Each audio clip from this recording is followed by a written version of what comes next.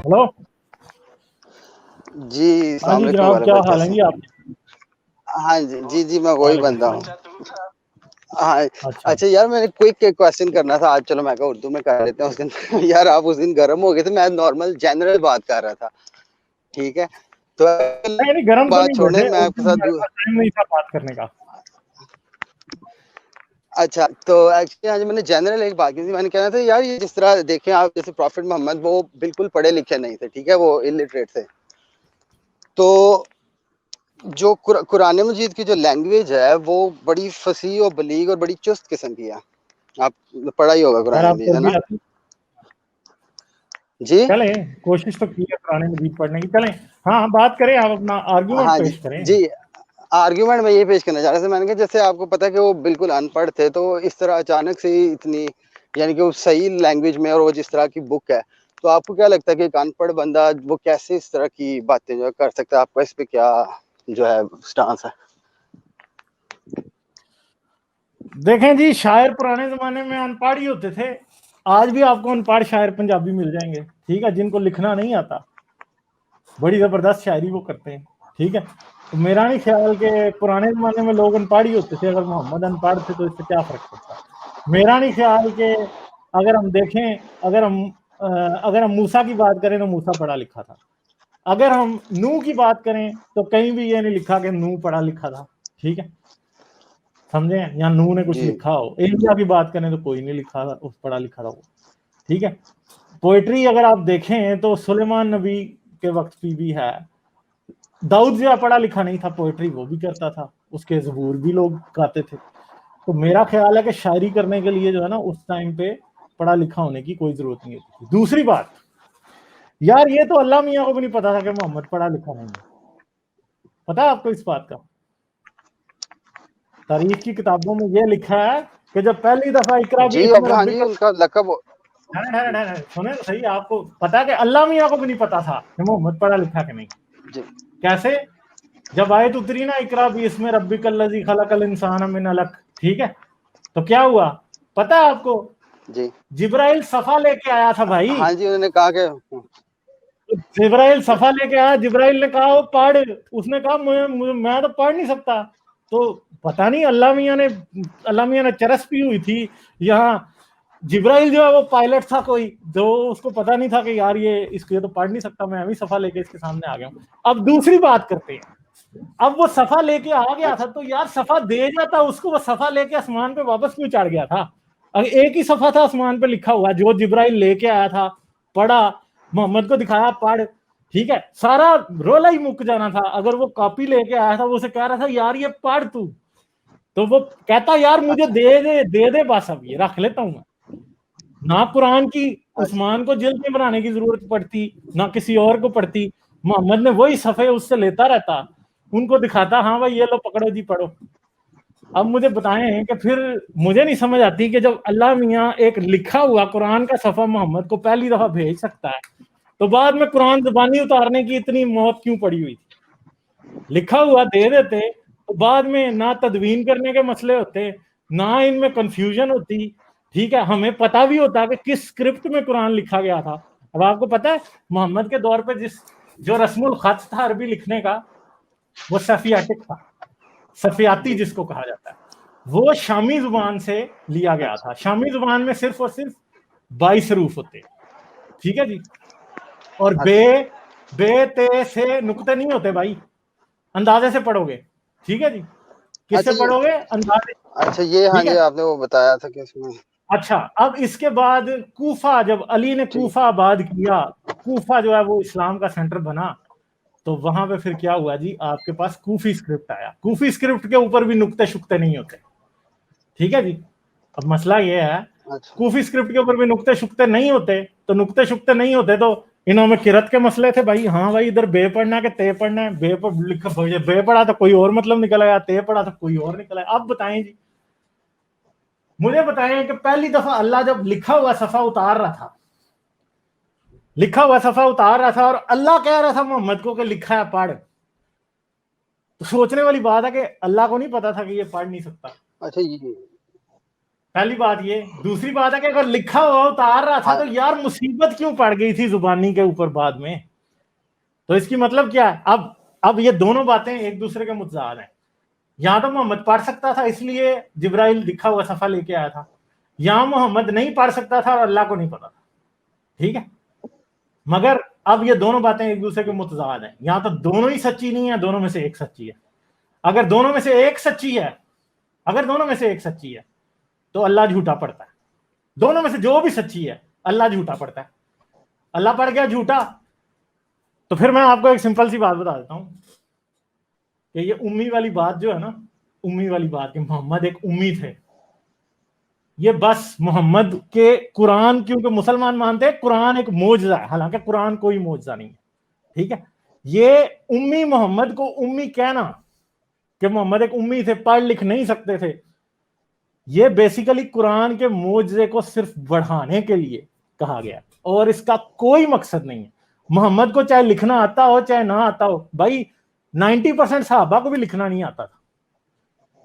ٹھیک ہے, دوسری بات ہے کہ آپ کہتے ہیں کہ کاتبین وحی تھے جی, ابو بکر بھی تھا, علی بھی تھا, عثمان بھی تھا, ٹھیک ہے, عمر بھی تھا, یہ سارے کاتبین. سعد بن ابی سرا بھی تھا, زید بن ثابت بھی تھا, پھر دوسرا وہ کیا اس کا نام ہے عبداللہ یار وہ جو مین کاتب وحی تھا. پھر صحابہ صفہ بھی تھے, وہ بھی لکھتے تھے اپنے اپنے طور پہ, سارے لکھتے تھے, یاد بھی کرتے تھے اور وہی لکھوائی بھی جاتی تھی. رسول اللہ جب بھی کوئی نئی وحی کی آیت آتی تھی تو سب کو بلا لیتے تھے, ایک جماعت کی شکل میں بیٹھ جاتے تھے اور سب لکھتے تھے. اچھا جی, مان لیا جی سب لکھتے تھے, یہ ساری حدیثوں سے, یہ حدیثوں سے ثابت ہے کہ لکھتے تھے. اور کاتبین وحی کے نام آپ کو صحیح حدیثوں میں مل جائیں گے کہ کتنے تھے, تقریباً 10 سے 12 بندے تھے جو کہ لکھے ہیں, جن پہ سب متفق ہیں کہ یہ لوگ وحی لکھ رہے تھے. اچھا جی ٹھیک ہے, مان لیا جی وحی لکھ رہے تھے وہ. اب مجھے یہ بات بتائیں کہ وحی تو لکھی جا رہی تھی, کسی سے بھی بعد میں ایک قرآن کا نسخہ نہیں نکلا. ٹھیک ہے, کسی سے مینوسکرپٹ وہ نکلا؟ حفظ کرتے نا, حفاظ تھے بیسیکلی, نہیں وہ نا حفظ بھائی, کر رہے تھے. آپ یہی تو سب سے بڑا. اب میں نے آپ نے وہی بات کیا جو میں آگے کرنے لگا تھا. ایک طرف یہ کہتے ہیں زور سارا حفظ پہ ہے, حدیثوں میں زور سارا لکھائی پہ ہے. ٹھیک ہے, اب آپ کو میں ایک بات بتاتا ہوں, پچھلے دنوں میں نے ویڈیو بنائی ہے جس کے اندر میں نے یہ بات ڈسکس کی ہے کہ قرآن کی تدوین کیسے ہو رہی تھی. ٹھیک ہے, اب سورہ توبہ کی آیت ہے شاید, وہ جو آخری آیتیں ہیں 2, وہ صرف ایک بندے سے نکلی تھی اور وہ بھی لکھی ہوئی نکلی تھی. اب مجھے بتائیں کہ کیسے آپ سمجھ سکتے ہیں, وہ تو لکھی ہوئی لے رہا تھا, زید بن ثابت سب سے لکھی ہوئی لے رہا تھا, زبانی کو کنسیڈر ہی نہیں کر رہا تھا, وہ زبانی کو وہ کنسیڈر نہیں کر رہا تھا, وہ لکھی ہوئی لے رہا تھا سب سے. اور وہ آخری 2 آیتیں صرف اور صرف زید بن ثابت اس سے نکلی تھی, ایک بندے سے, انصاری تھا وہ. صرف 2 آیتیں, وہ آخری 2 آیتیں صرف اس سے ملی تھی. اب مجھے بتائیں وہ صرف اس سے ملی ہیں, وہ ابو بکر کے پاس نہیں ہیں, وہ عثمان کے پاس نہیں ہیں, وہ علی کے پاس نہیں ہیں, وہ زید بن ثابت کے پاس نہیں ہیں, وہ فلاں ڈمکان جتنے بھی کاتبین وحی تھے ان کے پاس نہیں ہیں. ٹھیک ہے, وہ آیتیں صرف اس سے نکلی ہیں. تو مجھے بتائیں کہ وہ رسول اللہ کے پاس کتنا آتا جاتا تھا, ہمیں نہیں پتا. ٹھیک ہے, ہمیں یہ پتا کہ علی ہر وقت موجود ہوتا تھا, ابو ہریرہ ہر وقت موجود ہوتا تھا. ٹھیک ہے, اور بہت سے صحابی ایسے ہیں جو کہ رسول کے بہت قریب تھے, آنا جانا دن رات کا تھا. امہات المومنین جو تھی, اب جیسے عائشہ کہتی ہے کہ آیت رجم جو تھی وہ میرے تخت کے نیچے لکھی ہوئی پڑی تھی, اور ہم رسول اللہ کی وفات میں مصروف تھے. صحیح حدیث ہے یہ بھی, ایک بکری آئی اور اس کو کھا گئی. اور یہ کون سی آیتیں تھی؟ 2 آیتیں. دونوں آیتیں کس بارے میں تھی؟ ایک آیت جوان آدمی کو دودھ پلا کے بیٹا, رضائی بیٹا بنانے والی. رضاعت کو تو سمجھتے ہیں نا, رضاعت کا مطلب ہے کہ جس عورت نے کسی بچے کو کسی بھی کو دودھ پلایا ہوا ہے وہ اس کا بیٹا ہے. ٹھیک ہے, اب اس نے کیا کیا جی, اس نے کہا کہ رضاعت والی اور رجم والی آیتیں دونوں ایک کاغذ پہ لکھی میرے تخت کے نیچے پڑی ہوئی تھی, اور ایک بکری آئی اور اس کو کھا گئی. اچھا, اب ہم یہ بات کرتے ہیں کہ ایک طرف ہمیں یہ آتا ہے کہ جی ان کے پاس کاغذ نہیں ہوتا تھا.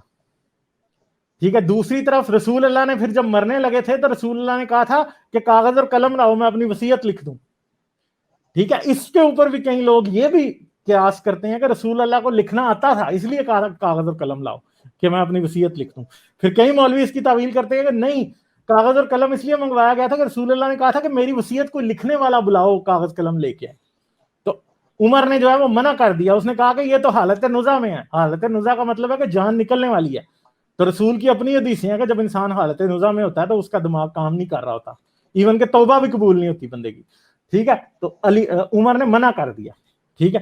تو اب ایک بات ہے کہ کاغذ اور قلم کے ساتھ تخت لکھی ہوئی آیت عائشہ کے تخت کے نیچے پڑی تھی تو کس نے لکھی تھی؟ سوچنے والی بات ہے نا.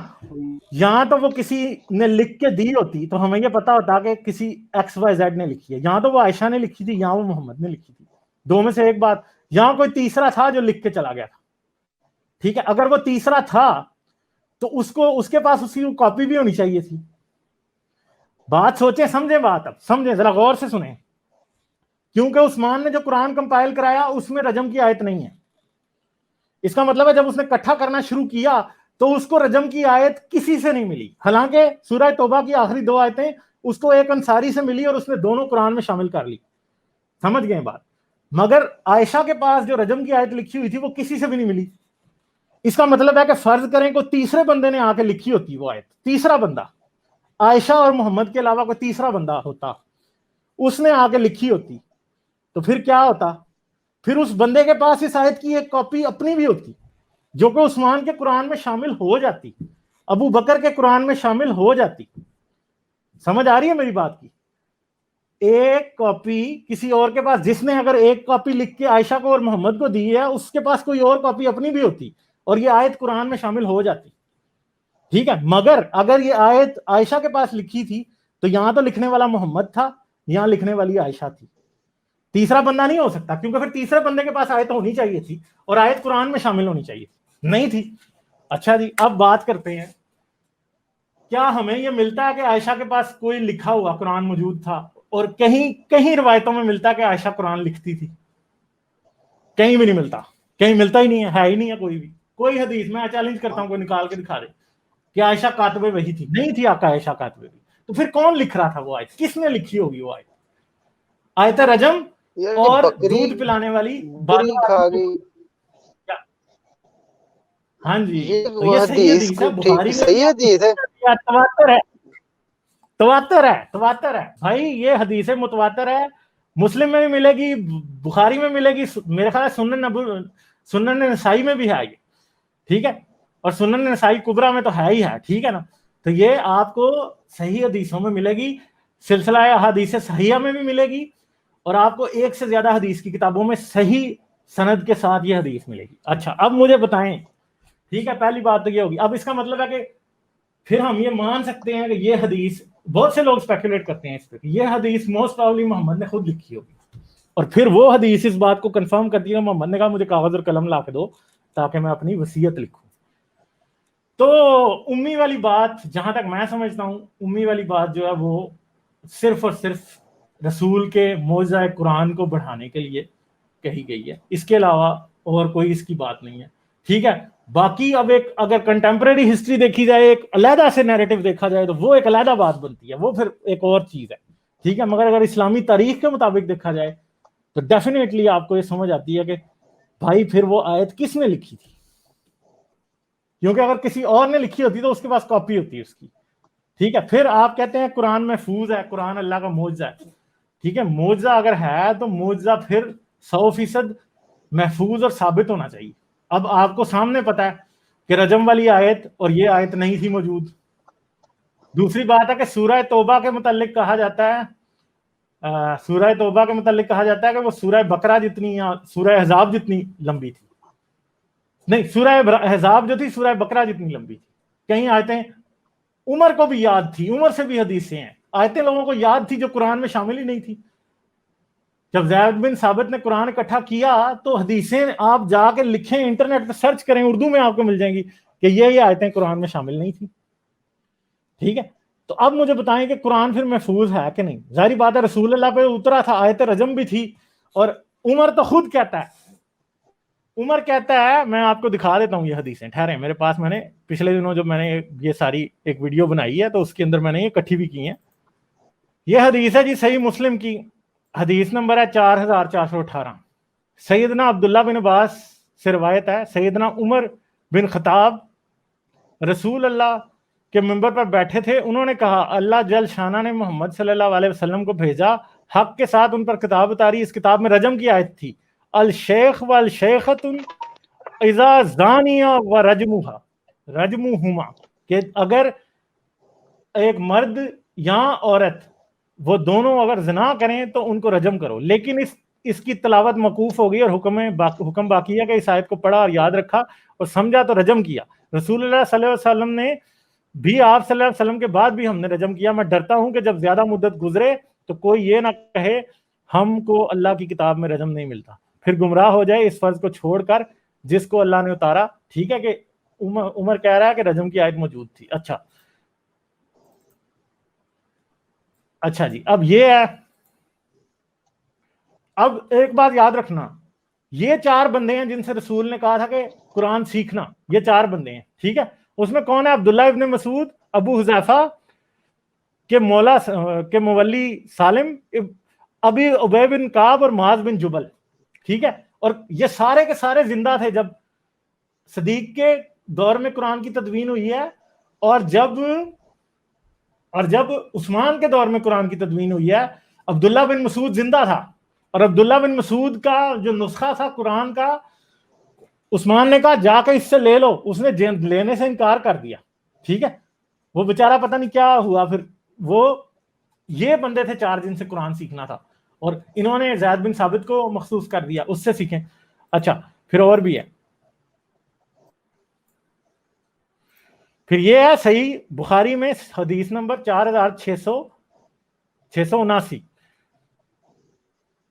اچھا، اب زید بن ثابت کیا کہہ رہا ہے دیکھیں. پھر میں ان سے اس مسئلے پر گفتگو کرتا رہا. یعنی بیسیکلی زید بن ثابت کو عمر نے اور ابو بکر نے کہا تھا کہ قرآن اکٹھا کر.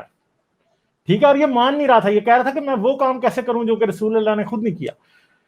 تو اس نے ان سے کیا کہا، یہاں تک کہ اللہ تعالیٰ نے اس خدمت کے لیے میرا سینہ کھول دیا جس طرح ابو بکر عمر کا سینہ کھولا تھا. چنانچہ میں اٹھا اور میں نے کھال، ہڈی، کھجور، شاخوں جن پر قرآن مجید لکھا ہوا تھا اس دور کے رواج کے مطابق قرآن کو جمع کرنا شروع کر دیا، اور لوگوں کے جو قرآن کے حافظ تھے حافظہ سے بھی مدد لی، اور سورہ توبہ کی 2 آیتیں. ٹھیک ہے جی، میں غلط کہہ رہا تھا، ہاں میں دوسری صورت کہہ رہا تھا. سورہ توبہ کی 2 آیتیں خزیمہ انصاری کے پاس مجھے ملی، ان کے علاوہ کسی کے پاس مجھے نہیں ملی. وہ آیتیں یہ تھی، لقد جاءکم رسول من انفسکم عزیز علیہ ما انتم حریص علیکم. ٹھیک ہے، یہ جو 2 آیتیں آخر تک. پھر مصحف جس میں قرآن مجید جمع کیا گیا ابو بکر رضی اللہ عنہ کے پاس رہا، آپ کی وفات کے بعد عمر رضی اللہ عنہ کے پاس موجود رہا، اور اس کے بعد جب عمر مار گیا تو وہ حفصہ کے پاس چلا گیا. اور جب عثمان نے قرآن کی تدوین کرائی، اس نے حفصہ کے قرآن کی کاپیاں نہیں بھیجی، اس نے نئے سرے سے دوبارہ زید بن ثابت کو مخصوص کر دیا کہ یار اب تو دوبارہ سے قرآن کی تدوین کر. اچھا یہ اچھا، اب عمر سے اور بھی حدیثیں ہیں رجم کی آیت کے بارے میں. ابن عباس پتہ ہے آپ کو، ابن عباس جو ہے پہلے راویوں میں سے اور رسول کی سنت میں پہلے وہ لوگ ہیں جنہوں نے رسول کی سنت اور روایتیں مرتب کی. ابن عباس نے بیان کیا، پھر ہم مدینے آئے تو عمر رضی تعالیٰ عنہ جمعہ کے دن دوپہر ڈھلے برآمد ہوئے اور خطبہ سنایا. انہوں نے کہا اللہ تعالیٰ نے محمد صلی اللہ علیہ وسلم کو سچا رسول بنا کر بھیجا اور آپ پر قرآن اتارا. اس قرآن میں رجم کی آیت بھی تھی. ٹھیک ہے، سمجھ گئے، رجم کی آیت تھی جو کہ آج قرآن میں شامل نہیں ہے. اچھا عائشہ کہتی ہے، سنن نبی ماجہ حدیث نمبر 1944 صحیح حدیث ہے. ام المومنین عائشہ کہتی ہیں رجم کی آیت اور بڑی عمر کے مرد کو 10 بار دودھ پلا دینے کی آیت اتری، اور یہ دونوں آیتیں ایک کاغذ پر لکھی ہوئی میرے تخت کے نیچے تھی. جب نبی کریم صلی اللہ علیہ وسلم کی وفات ہوئی اور ہم آپ کی وفات میں مشغول تھے، ایک بکری آئی اور وہ کاغذ کھا گئی. ٹھیک ہے جی، یہ آیت بھی تھی جو کہ آج نہیں ہے. اچھا پھر لیکن اس میں پوائنٹ، اس میں آپ سوری میں آپ کی بات روک رہا ہوں، اس میں پوائنٹ آپ یہ کرنا چاہ رہے ہیں کہ وہ آیت لکھی ہوئی تھی لیکن وہ کسی نے سوری وہ رسول پاک صلی اللہ علیہ وسلم نے کسی کو وہ بتائی نہیں تھی ابھی تک، یہ کہنا چاہ رہے ہیں آپ؟ کہ بتائی کیسے نہیں تھی؟ دیکھیں عمر کو پتا تھی، عائشہ کو پتا تھی، تو بتائی کیسے نہیں تھی؟ پھر مسئلہ یہ ہے کہ وہ قرآن جو رسول کے وقت میں تھا وہ آج آپ کے پاس نہیں ہے. جو قرآن رسول کے وقت میں تھا وہ آج آپ کے پاس نہیں ہے. یہ بات ثابت ہے آپ کی تاریخ کی کتابوں سے، حدیث کی کتابوں سے ثابت ہے. تاریخ کی بھی بات دو آیات کی بیس، یعنی کہ ہاں. اچھا یہ اب ایک اور دیکھیں، زر بن جیش کہتے ہیں کہ ابے بن کعب ان 4 لوگوں میں سے ہے جن سے رسول نے کہا تھا قرآن سیکھنا، نے مجھ سے کہا تم لوگ سورہ احزاب کی کتنی آیتیں پڑھتے ہو؟ میں نے کہا 83 یا 84. ٹھیک ہے جی. تو ابے بن کعب نے کہا ایسا نہیں ہو سکتا، سورہ احزاب تو سورہ بقرہ کے برابر یا اس سے بڑا تھا، اس میں آیت رجم بھی تھی. زر بن جیش کہتے ہیں کہ میں نے ان سے پوچھا کہ آیت رجم کیا تھی، تو اس نے پھر وہی کہا ہے ازاز نیال شیخ والشیخہ فرجموہا البتہ نقالا من کان اللہ و الا العزیز الحکیم. ٹھیک ہے جی. تو اب مجھے یہ بتائیں کہ آیت رجم عمر سے بھی ثابت ہے، عائشہ سے بھی ثابت ہے، یہ ابے بن کعب سے بھی ثابت ہے. ابے بن کعب ان لوگوں میں ہے جن سے رسول نے کہا تھا کہ بھائی ان سے قرآن سیکھنا. تو اب مجھے بتائیں کہ پھر قرآن بدلا کہ نہیں بدلا؟ محفوظ تو نہیں ہوا نا. آپ کہتے ہیں معجزہ ہے. دیکھیں نا اب یہ دو صرف ان 2 آیات بنا پہ یہ کہہ دینا پورا قرآن ہے وہ یار 2 تو نہیں ہے نا، چینج ہو گیا ہے. آپ کو 2 تو نہیں ہے نا، 2 تو نہیں ہے نا. آپ ان آیتوں سے ان حدیثوں سے 2 آیتیں نکل رہی ہیں. سورہ احزاب وہ کہہ رہا ہے سورہ بقرہ جتنی لمبی تھی، آج آپ کے پاس سورہ احزاب میں 84 آیتیں ہیں. ٹھیک ہے، سوری 74 آیتیں ہیں. اور آپ کیسے کہہ سکتے ہو کہ صرف 2 آیتیں ہیں؟ نہیں، اس کے علاوہ بھی اور بھی آیتیں ہیں، کئی آیتوں کے بارے میں اور حدیثیں ہیں. صحیح تاریخ میں تو پتہ نہیں کیا کیا کچھ لکھا ہوا ہے. ٹھیک ہے. تو اس بات سے یہ بات ثابت ہوتی ہے کہ آپ کہتے ہیں قرآن رسول اللہ کا معجزہ ہے، رسول اللہ امی تھے. ٹھیک ہے. پہلی بات میں نے آپ کو بتائی تھی کہ رسول اللہ کے امی ہونے کے اوپر شک اسلامی عالم کرتے ہیں، ہم نہیں کرتے، صرف اسلامی عالم کرتے ہیں. دوسری بات کہ حدیثوں اور تاریخ سے یہ بات ثابت ہوتی ہے کہ جیسا قرآن رسول اللہ پہ اترا تھا وہ آج نہیں ہے. اس میں تو کوئی شک کی بات ہی نہیں ہے نا. اگر آپ مانتے ہیں حدیثیں بھی صحیح ہیں ساری، اور پھر کہیں آپ یہ کہہ سکتے ہیں کہ ہاں بھائی حدیثیں غلط ہو سکتی ہیں. ٹھیک ہے. اب ایک بات ہے، میں نے پچھلی دفعہ بھی یہ بات کی تھی، کسی بندے سے میری اسی طرح بات ہو رہی تھی، میں نے بات کی تھی کہ ٹھیک ہے ہم مان لیتے ہیں کہ جی حدیثیں غلط ہو سکتی ہیں، سند دیکھنا بہت ضروری ہے، چلیں مان لیتے ہیں. مگر مسئلہ یہ ہے کہ پھر سند تو آپ کو قرآن کی آیتوں کی بھی لکھنی چاہیے تھی نا. زید بن ثابت نے یہ کیوں نہیں لکھا کہ فلاں آیت فلاں بندے سے لی تھی؟ ٹھیک ہے، اس کی بھی تو سند لکھنی چاہیے تھی نا کہ یہ فلاں بندے سے لی تھی. تو اگر لوگ حدیثوں میں ملاوٹ کر سکتے ہیں تو قرآن میں کیوں نہیں ہو سکتی؟ سوچنے کی بات ہے نا. اصولاً تو پھر قرآن میں اس لیے ہمیں تو نظر بھی آ رہا ہے